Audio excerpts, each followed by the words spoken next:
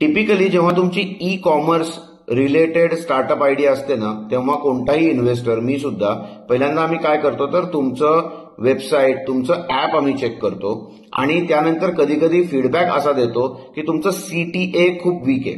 आता सीटीए म्हणजे काय आणि तो वीकचा स्ट्रॉंग कसा करायचा? तर सीटीए म्हणजे कॉल टू ऍक्शन.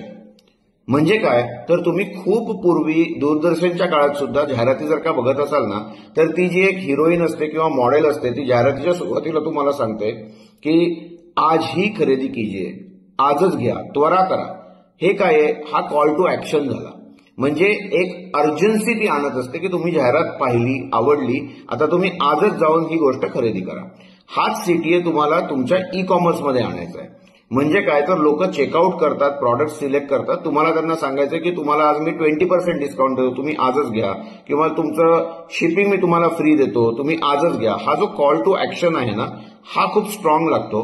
कारण की आजकाल कसं होतं की इतक्या ई कॉमर्सच्या वेबसाईट्स आहेत की तुम्हाला शेवटी काय तर तुमचं प्रॉडक्ट विकायचंय, बरोबर. आता आपला mandarjoshi.marathi याचा कॉल टू ऍक्शन काय आहे?